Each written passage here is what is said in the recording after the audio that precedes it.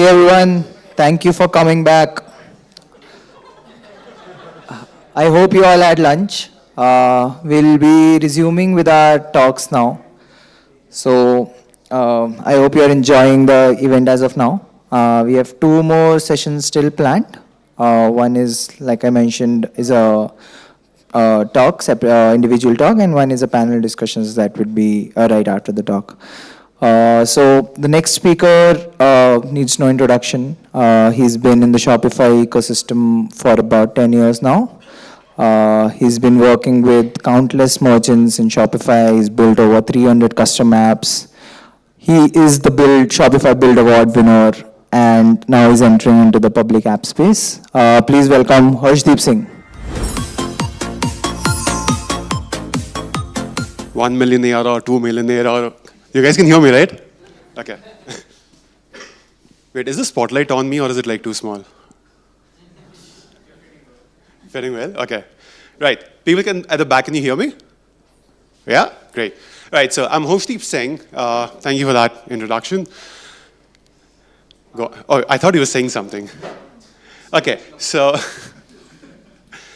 quick credential check on why you should actually listen to me. I'm one of the 8 people ever to win a Build Award. One of 2 in Asia and one of 1 in the country. So I was like, I can run the entire joke of award-winning developer, by the way, which a lot of you have already seen. I've been in the Shopify ecosystem since 2014. I've only started talking about Shopify on social since 19, I believe, when I was like, okay, now it's time to kind of go public. People actually use my stuff. My open source projects are used by 8% of all apps on the App Store, which is one of the reasons why I got the Build Award. And yeah, I make at least $1 a month. So, we are like on the positive, we make revenue, that's good. But more importantly, in the last event, someone wrote this article. Are you here? I really want to talk to you. Because I don't know if it was a stalker or if it was anything else, but it was very well written and I really appreciate it. So like, if you're here, I would love to talk to you. But yeah, moving on from that, the question is like, hey, so you have spent the last decade doing like custom apps, like why get into public apps now?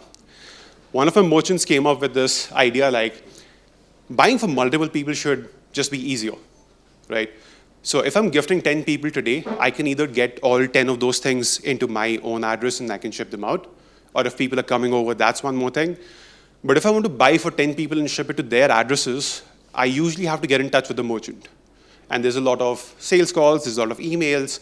And if you're looking at like 200, 300, 400 orders, we all know how difficult B2B is. As great as it is, it's difficult to kind of get it done. Which is why I was like, you know what, let's build Yak. It's after the animal Yak, and I really like that animal. So I was like, you know what, let's make it striking red, so I get a lot of attention.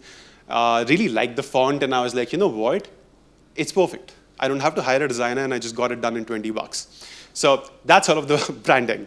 And so the idea essentially was to make bulk gifting easier. Now, we always think of bulk gifting as, hey, bulk gifting is 50 people and 100 people. But bulk orders are also for 5 people, and they're also for 2 people. And that is one thing that pretty much no one in the App Store is doing.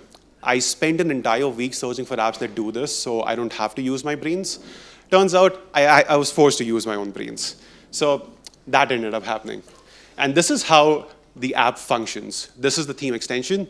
We kind of like let you write a gift message. You can add in a bunch of placeholders.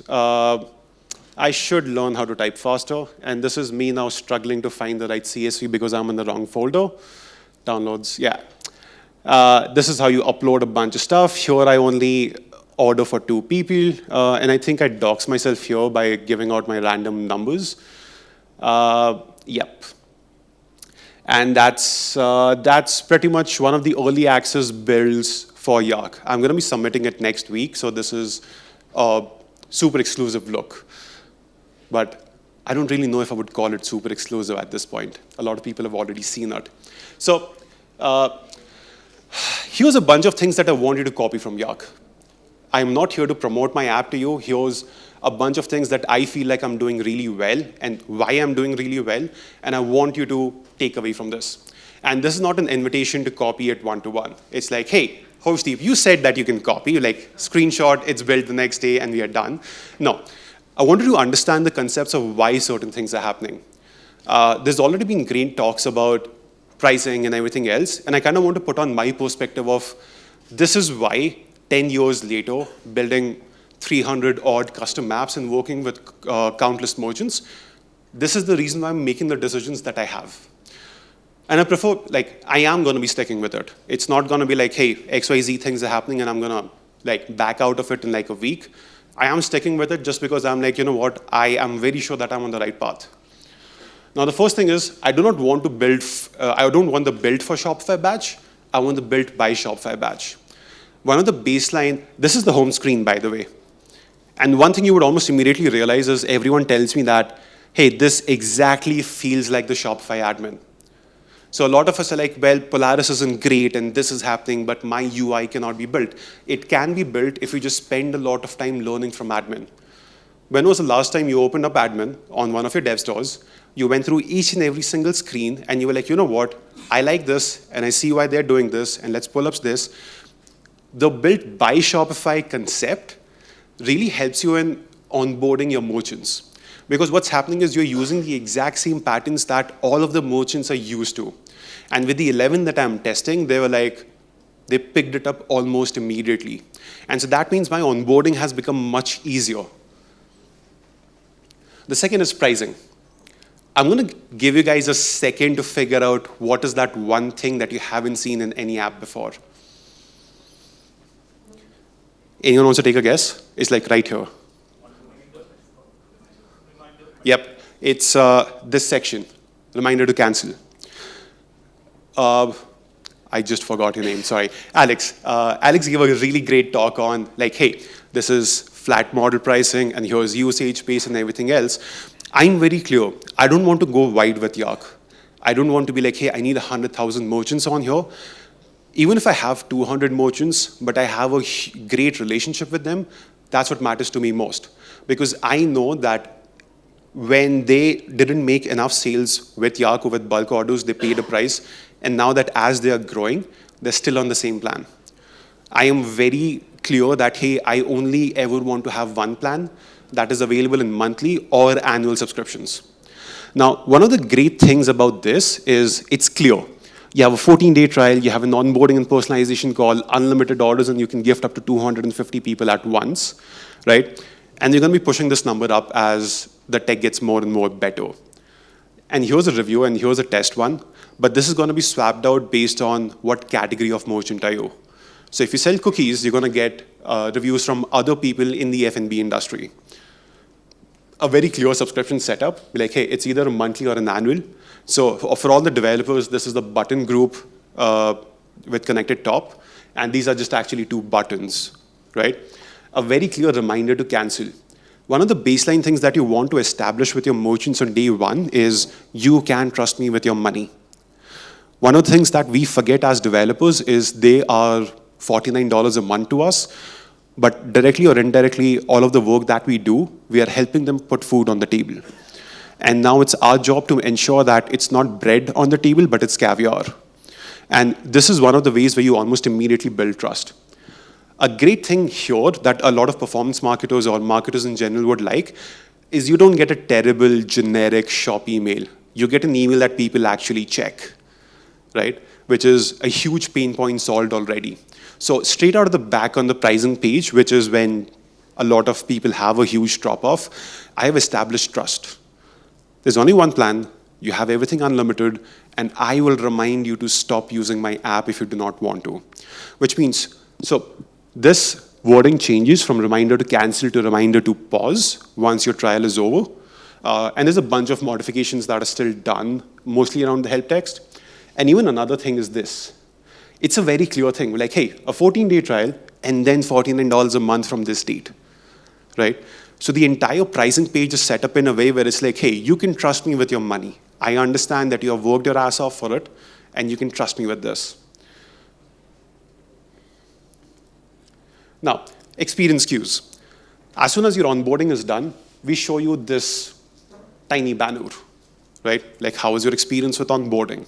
Once you set up orders, or once you set up products, or once you get your first bulk order, right? We immediately have a very tiny, non-obtrusive thing like, hey, how was your experience? The moment you click on good or bad, I do not bother you with, hey, leave us a review or open up a customer ticket. I do not care. But really, I do care, because as a merchant, when you click on bad, for example, it's like, okay, now they're going to ask me for to open up a customer ticket. I'm going to go on, I'm going to write a bad review. And all of a sudden, you're thrown off. You're like, okay, they did not ask me anything. There's like, thanks for the review. They're going to go to the sidebar. They're going to click on help. They're going to open up a new ticket, be like, hey, so I have this issue with the app. What you've done almost immediately is you've disarmed that merchant right at that very second when you did not bother them with anything.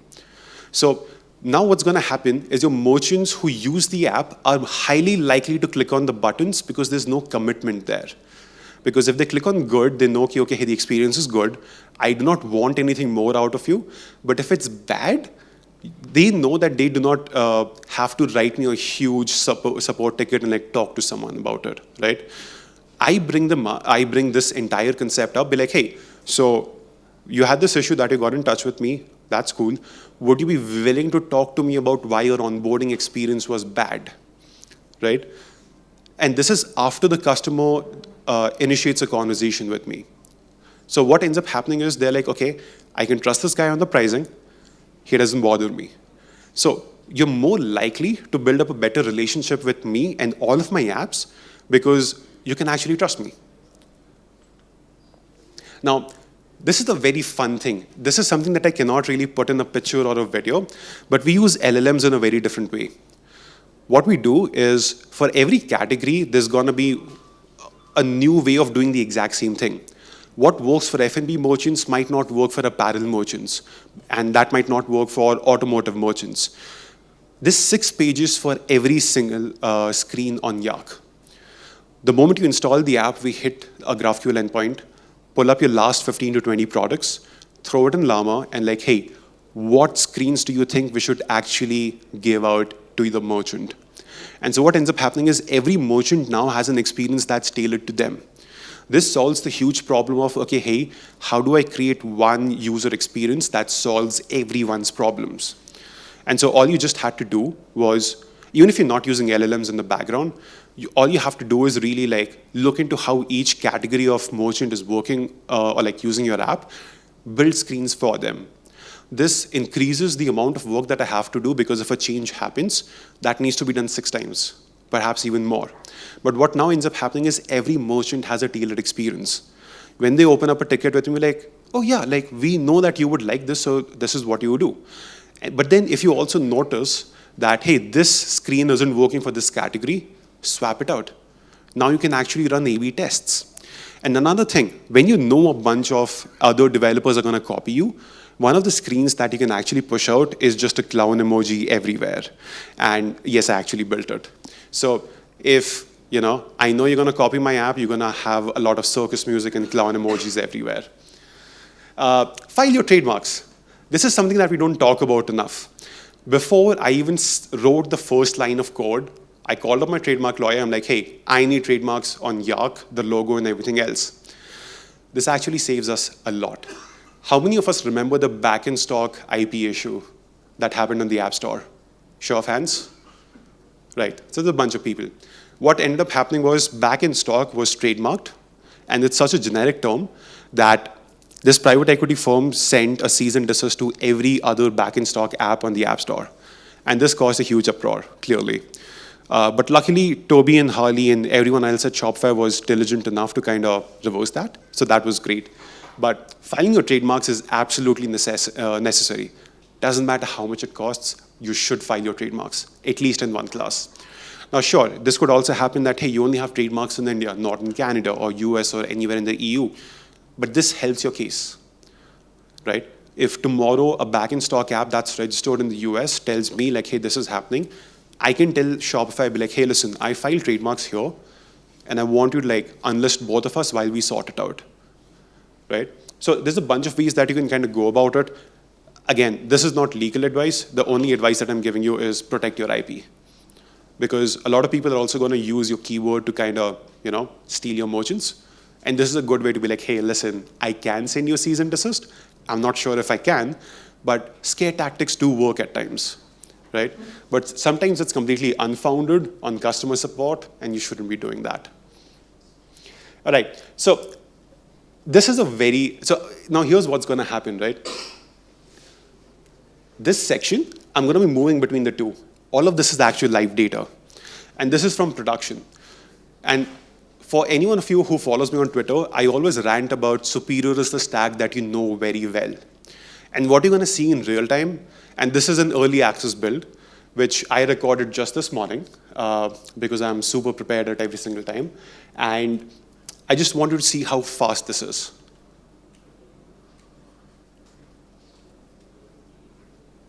That's how fast we're loading data, right?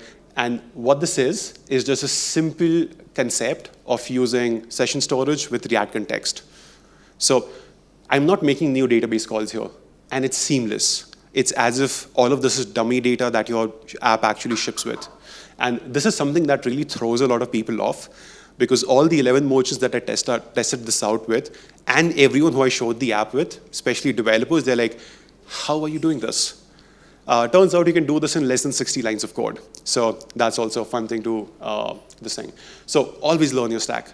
You think you know Express, or you know React, or you know Go, or whatever frameworks that you're using. Actually spend the time to learn like how do you properly optimize it. Right, and I want you to notice this. On theme extension, you have first name and last name on Dawn, and this is on Be Yours. You're going to notice the same theme extension works in two very different ways. And so a lot of us hate doing open source. And like, I literally got my build award because of open source. And my starters actually power 8% of the App Store, and that's an actual thing because I have a list of all the apps that we power. What ends up happening is, this is a very common problem with theme extensions. The theme extensions don't feel like they belong in the theme.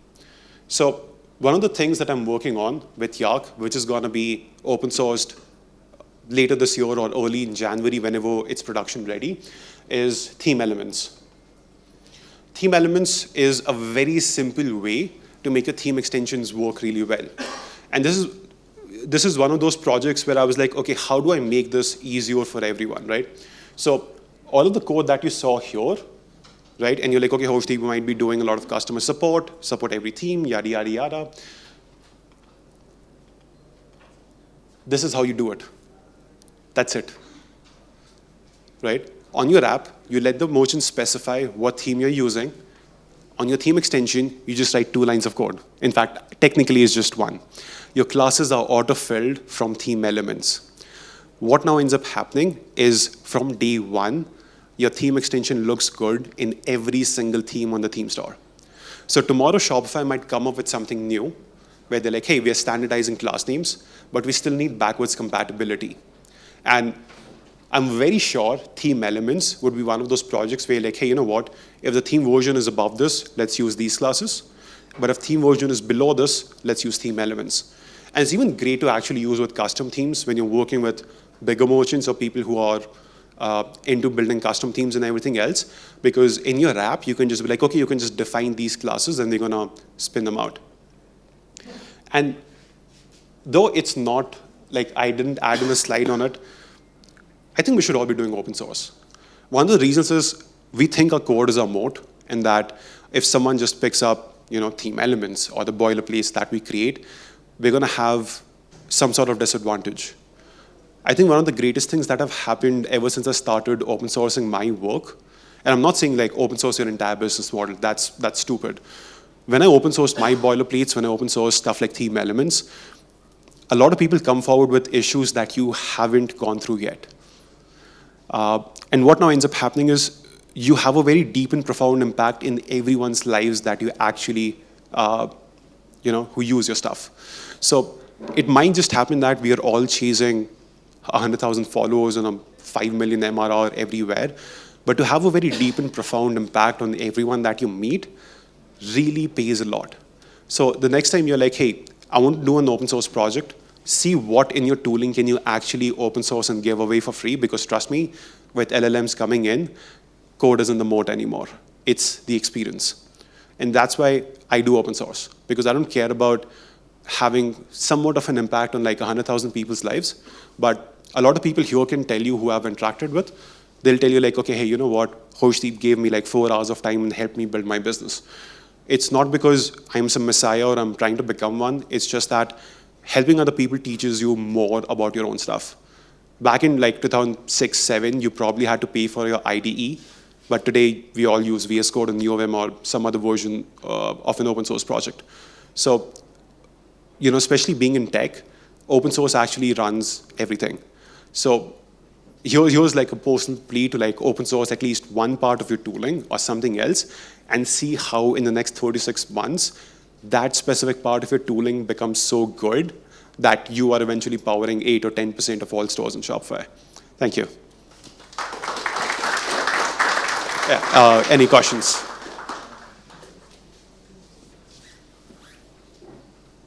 Any questions?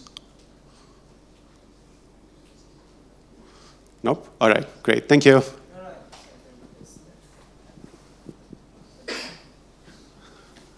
Question was from? No one? Nobody's going to ask any questions. People bother me on Twitter a lot, so it's okay. Nobody's asking questions, really? Yeah. One will start, then everybody will start. Yeah, I will start. I wanted to learn more about your that theme element, Shopify theme element. So Right. are you sort of detecting what all themes, so are you like identifying all the different themes out there, theme types, and like having classes? That's for correct. each? So what essentially we're doing is there's a bunch of people involved, especially from Shop Dev Alliance and a lot of theme developers who are contributing standard classes for their themes. Right. So what now ends up happening is for every version that you see that your merchant's using, when they specify that, hey, I'm using this theme, we write a JSON into your meta field. So something like this. What's happening is you read from meta fields, theme elements, and then you're like, hey, I need the elements because we're also trying to add in scripts, which Right. is a bigger deal. So you can open the cart on any theme with a single shot. It's like, hey, elements.button.primary. If I wanted to build a secondary button, it would be theme elements, elements, button, secondary. So it's a very simple JSON that you just immediately get to read. By the way, you guys can actually head up to github.com/this, and you will see a work in progress version that actually explains the entire thing. Okay, thank you, Arshdeep. Right. Thank you.